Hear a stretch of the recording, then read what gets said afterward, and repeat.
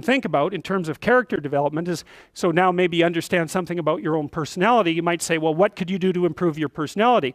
And the answer is, develop some of the micro routines on the other side of the personality distribution. So if you're disagreeable as hell, maybe you could start learning how to do nice things for people.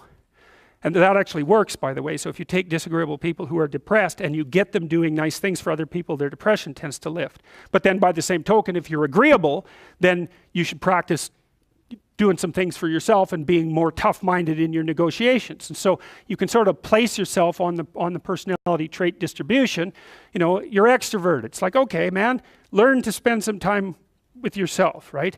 You're low in openness. Well, try reading a book that's outside of your, your sphere of interest now and then. If you're conscientious, well, you should probably learn how to relax occasionally, and so forth. So you can, I think partly what you're doing as you're developing your personality is not moving the mean much, the average, where you're located, but you're extending the standard deviation so that you're a bigger bag of tricks than you were before.